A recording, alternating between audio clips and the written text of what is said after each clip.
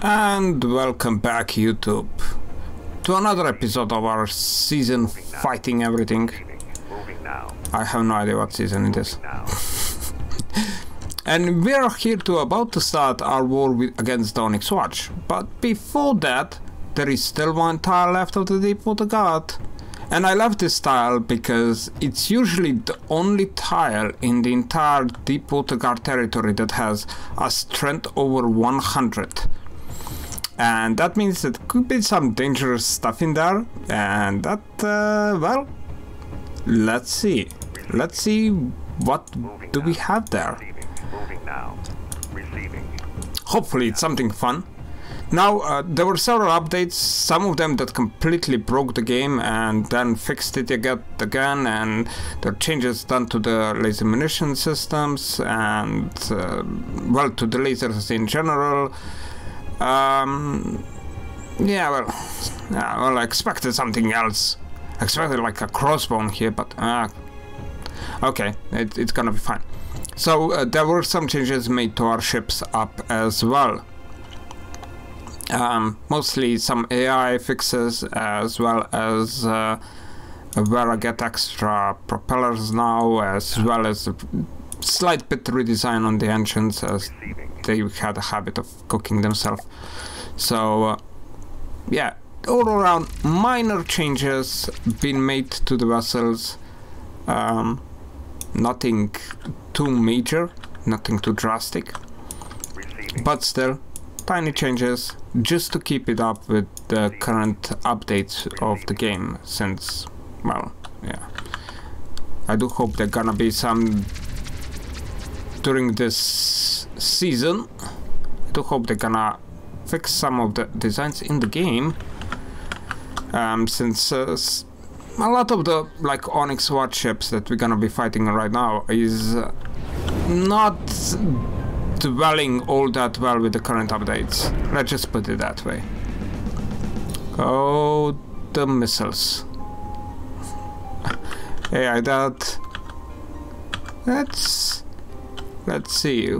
Yeah, the paddle guns there, shooting their own mostly. Oh, well, did you explode? Not completely. Not completely.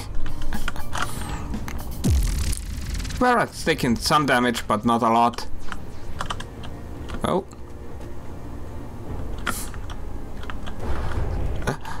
Oh, this actually is is not going as smooth as I expected, but it is relatively smooth. It is relatively smooth. So yeah. Okay. Still a paddle gunner is still alive. That's annoying. Two of them. Well, I mean, one of them is disabled. Oh, and the other one is just now disabled. The paddle gun prototypes. I'm actually concerned at this point about their torpedoes hitting us, because those could be a serious issue. And even though at the same time, I don't think they're actually guided torpedoes, so they may potentially completely and utterly miss the mark. Alright, actually, yeah, considering that this is not like the greatest force I have seen, and definitely not something I expected. I really expected something like more of a plunderer category, but you know, fine, we get what we get. It's somewhat random, I'm guessing, what enemy ships will spawn there. Yeah. But in general, yeah, decent fight. I mean, the Deepwater Guard giving its best, apparently, yeah, not good enough.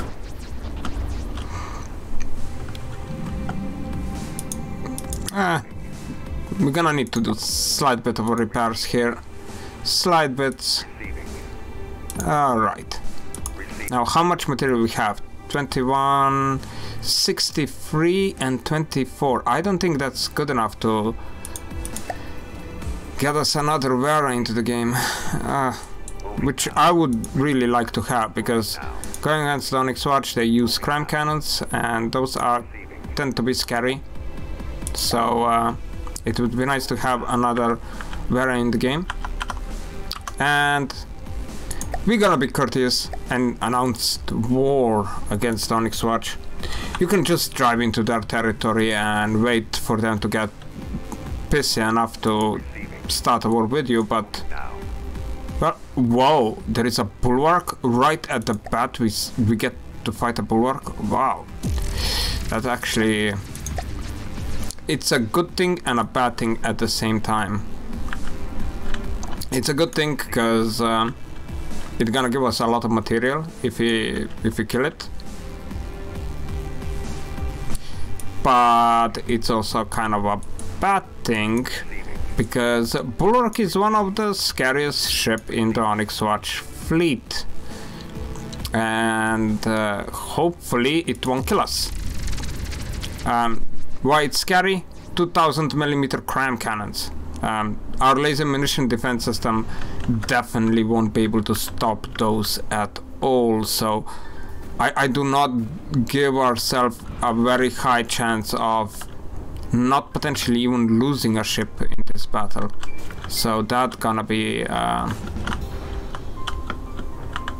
something that we're gonna have to... Well, I really don't know. On the other hand, Bulwark does have one significant weakness, and that is heavy armor. You see, all Onyx Watch ships have fairly thin sides. Like here it looks thick, like three block thick or something, but down here this is 1 block thick. So holes in a bulwark develop very quickly, and thanks to its heavy armor turret protection here, it just sinks. It's just too heavy. It can't sit on the water very well. We didn't take that much damage, so and the bulwark is already going straight into the sea, and a lot of its top weaponry also being disabled here. So yes, this is actually going fairly good. Our torpedoes are doing their jobs, plunging even more holes. Yeah, bulwark gonna sink, which is good thing. 84%. I think we could do even better than that. I have seen bulwark start sinking with just like 3% damage to them. So this is actually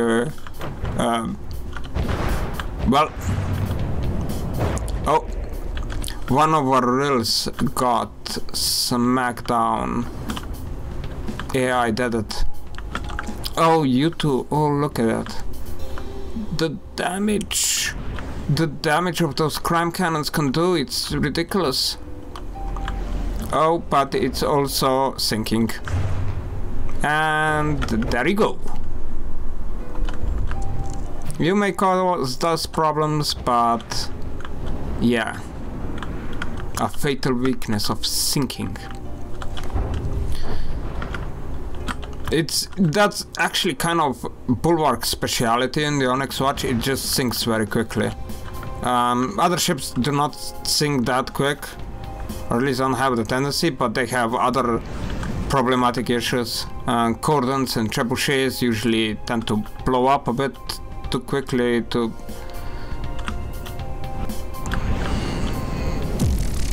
be that much of a threat. Then you have like Palastubs, they also tend to blow up. You have your Mungant also tend to blow up. So yeah, the bulwark is scary because of its cannons and number of them. Everything works better in numbers. So we have actually enough material at this point. Let's just move it. Pull out, pull in. Pull out, pull in. Oh, okay. Let us get us all together here, and we're gonna now duplicate our force. Vera, yes, you can start repairing. And you will go just slightly backwards like this. Maybe a bit too much.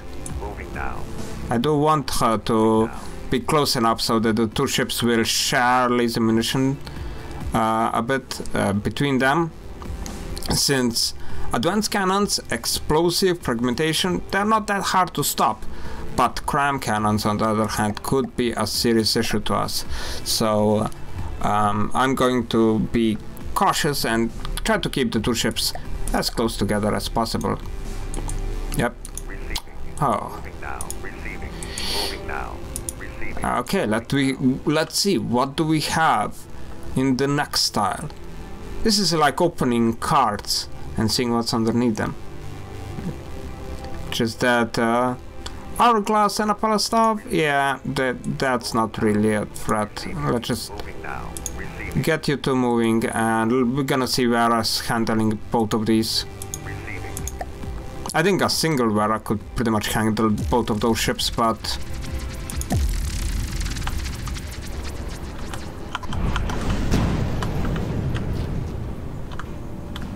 yeah, they spawn close enough, yet far enough. That's also something of a bug that I noticed. The gun's just turning one way and shooting somewhere in nowhere. It seemed to only happen in a campaign, but still. Yeah.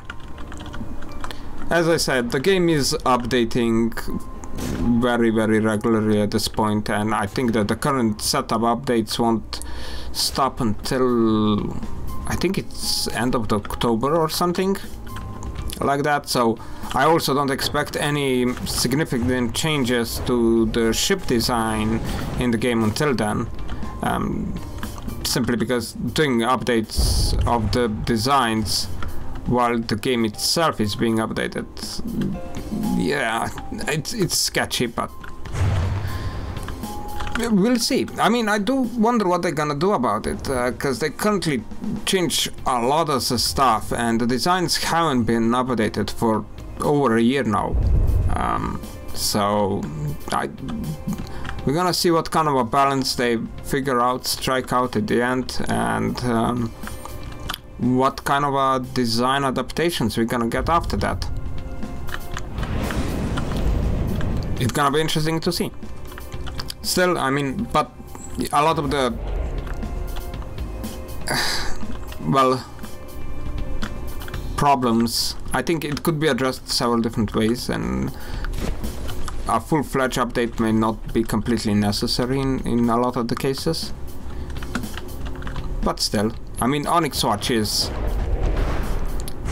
It's supposed to be second weakest faction, so I kinda get it that they don't have absolute overpowered machines, but at the same time, it would be nice to see some extra danger, especially from their godly designs.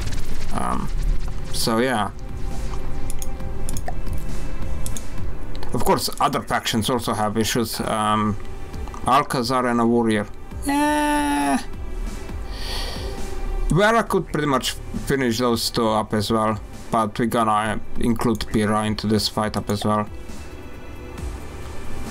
Simply to have some missile power raining down on them. Oh. Battle limit? Battle limit. Oh. Slightly off there. And Alcazar. Yeah. This thing is annoying.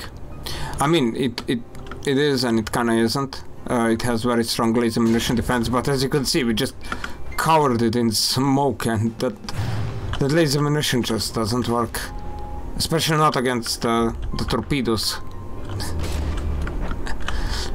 And currently the torpedoes are just not disabled at all. Just laser munition does not target them, because it's not set to target them, and that's that.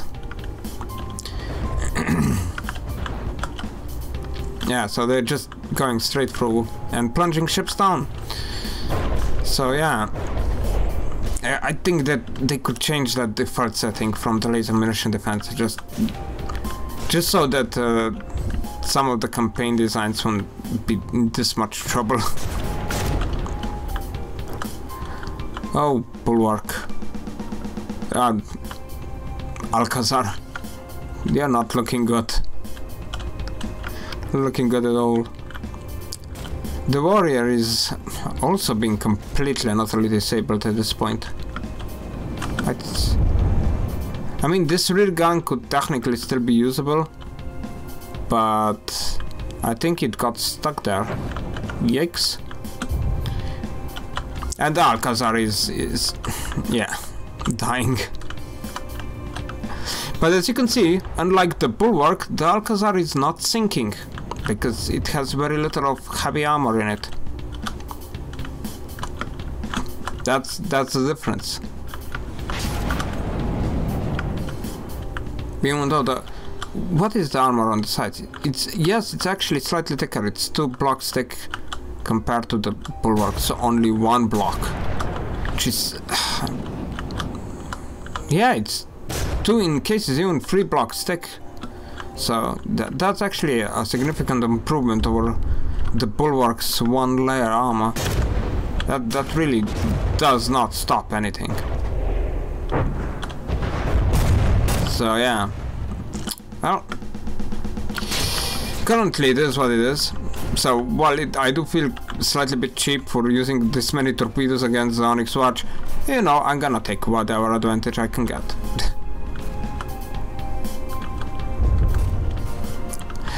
Oh, 0, yes. And Alcazar, come on, I know you can die. 2 damaged up as well, so alright. 3, 2, 1, come on, come on, come on, come on. Let us get us into the next fight. Hopefully we meet some of the older ships that the Onyx Watch has, because Onyx Watch has like a progression of ships. They start off with sailboats, ships of the line kind of style, and then they kind of progress toward the more well, the castle ship designs. So yeah, that's nice to see. We will also need another satellite here, because we can't see anything what's in front of us anymore. So satellite to our rescue, come on. And all right. Receiving. Moving now. Receiving. Okay, we go forward that and satellite. Oh, come on. Moving out. Let's see. Oh, that's another Bulwark coming our way. Should we just ignore it and go for the space? Let's do that. You're too slow to catch us. 5 meters a second ship. Moving now. Get on a treadmill. Moving now. The Onyx Watch ships are slow. Moving now. Alright, let's start this fight. Okay, and we're gonna take on the fortress up as well. You two, slightly bit backwards here. And you two, slightly bit forwards, please. Receiving. Why are you... Okay.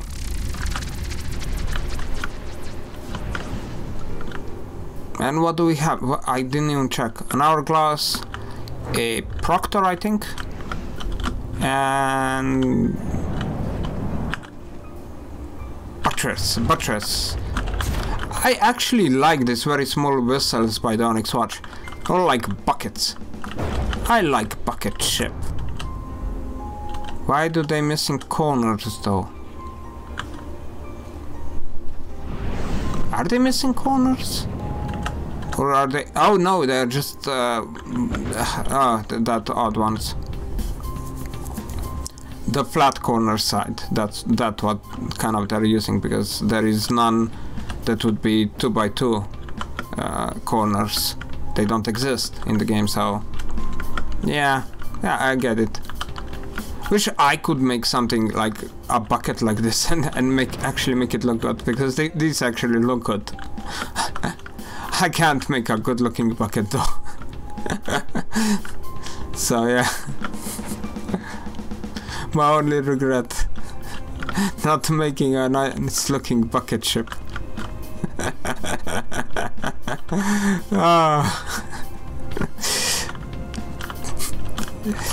Alright, now just stop remaining on the island.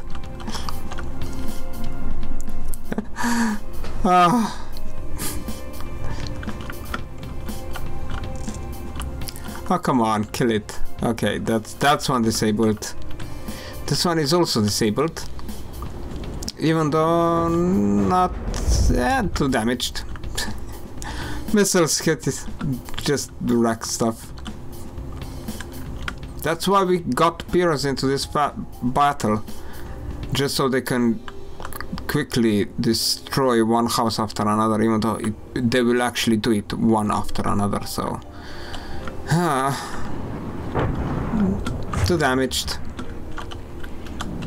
All the guns in the world. Oh, AI dead! That's actually something good happened there. Let's see, can you AI dead something else as well? Oh well, apparently we're gonna have to count on our missiles for the rest of this. Yeah, too damaged. Armor piercing shells are awesome for killing stuff that has a lot of armor on them, but against wooden holes, then they have to kind of hit the AI. Yeah. And of course missiles are way better at that. 3, 2, 1, and we are done with this battle up as well. So, should we go and handle the bulwark now? Oh, there is a Palestine Cultum and Telemachus coming from the other side. That's smart. They wanna get us in a pincer movement. Not going to work. Ha ha ha. Moving now. They think they're clever. Still, I'm still skittish about fighting the bulwark though. Those 2000mm crams are dangerous. And if you're thinking, well, now we have 2 of these ships. Last time we fought it, we only had 1. It's not gonna make much of any difference, trust me. Those 2000mm cram cannons are just having a bit too much HP for even both of our laser munitions to effectively block. So, I mean, we may get to shoot a couple of them down before they hit us, but yeah, no. You saw there, most of them passed right through. So, bulwark, how quickly you gonna sink this time around? Let me see. Okay, holes. That's actually pretty decent amount of holes there. Well, yeah, not. I thought it's gonna be better, but it's plenty enough holes for the bulwark to start sinking.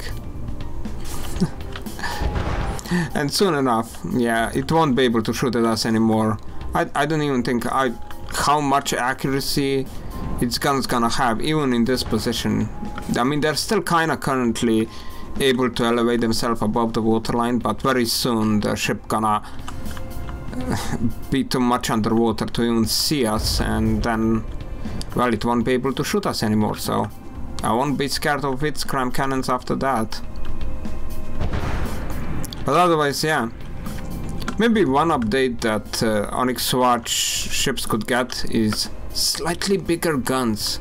They kinda tend to work against laser munition defense.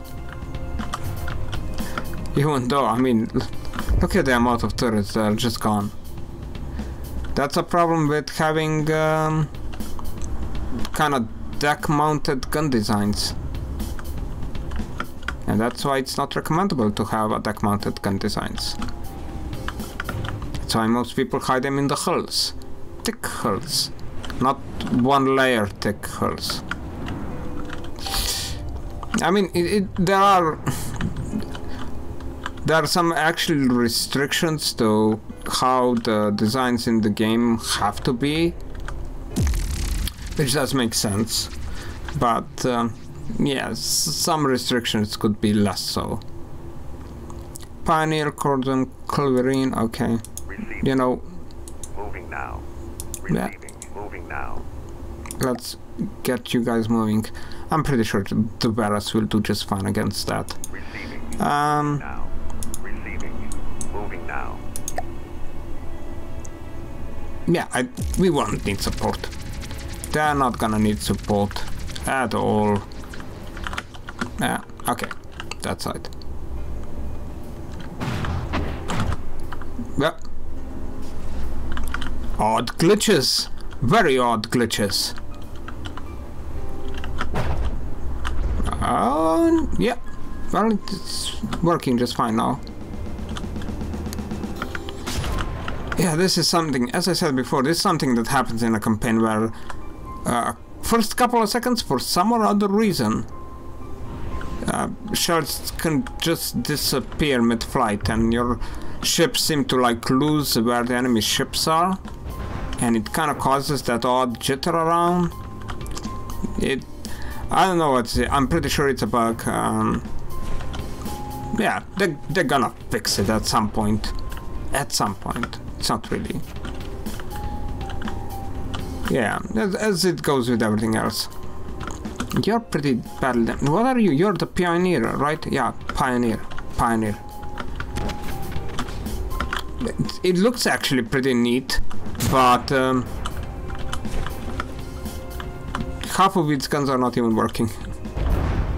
Yeah, had 8% and sinking. Not good mojo there. I have this odd suspicion that these two are shooting each other. Yeah. Gonna give them a little bit more free space when they spawn. Unlike enemy ships, our ships designed for the sea. You see? They actually have no problems of rising up, rising down. And they don't sink. There are actually a lot of light alloy on board these vessels. Practically the entirety of the interior is made out of light alloy. So these ships don't sink. They just do not sink. Light alloy is one of those materials that just kinda a bit too much buoyant in my opinion. Just a tad bit too buoyant. 6.5, yes. But if it wouldn't be, then why would you even use it? No. Because it's actually quite expensive compared to wood and stuff like that. It does give you extra armor though. It's... Wait, how much material we have? 55, 57, 38... Yeah. Let's see what's in this one. I'm gonna have to actually finish this episode after that. There is only one ship there? What ship is it? What ship is it? Iron Cordon, out of play. You know what? We're gonna fight you. We're gonna fight you, just the two arrows. Why? Because Iron Cordon has high explosive advanced cannons, and they just get completely stopped by the laser munition defense. You see there, they don't even get close. The moment that the laser munition defense stops on them, those high explosive advanced cannons just disappear. Practically no effect on the ships with laser munition defense. Practically none. Our shells, on the other hand, are not getting stopped, as you may note. Why? Armor piercing. Yeah, that's all. That's all there is to it, really. I mean, it's gonna take us a while to get through the stupid shield on the Iron Cordon, but we're gonna get through, and well, I mean, our torpedoes are getting through with no problems. That's an obvious one. But yeah, our shells if our shells can literally one-shot punch the Iron Cordon if they just manage to get through. and then half the ship gonna be gone. I mean, completely disabled at this point. The front turret is non-functional. That central turret, it has one gun with half the tube left, and the rear gun is kind of still working half. So yeah, we are pretty much. The Iron Cordon is dead. I do wonder. Yeah, it kind of costs just as much as two of our ships combined. So yeah, but we on the other hand didn't take a single point in damage. So our ship's strong. Iron Condor not.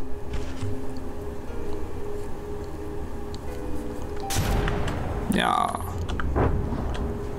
It is. Iron Cordon is one of those ships. If you get lucky, like the first couple of salvos, and the central turret just detonates, blows up into pieces, and that's it. That Iron Cordon is dead.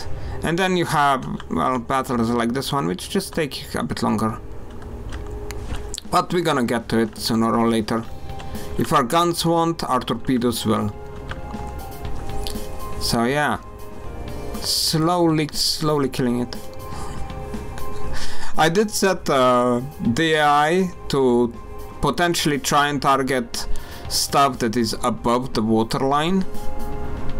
It seems to kind of work. I mean, I done testing it. It worked just fine. It was actually introduced as part of the laser update, because people were complaining how lasers are losing a lot of their power when they start shooting into the sea. But all other guns also lose. I mean, advanced cannons lose 100% if you use ammo spoofing. Because, like, I mean, ammo on the Iron Cordon is in these boxes, but if you put it like right at the bottom here, you know, then all the shells would be hitting the sea. Would try to hit it, and once they hit the sea, they slow down and they would just fall off. So we would lose 100% of all the damage. And this should be introduced way before. But well, they introduced it now, so it works, and it's nice that it works. So yeah, I think I'm gonna end up the episode pretty much right here. Just move it, this one. Right about here. Yeah. Hopefully the next round of updates not gonna break too many of our ships. And well, see ya.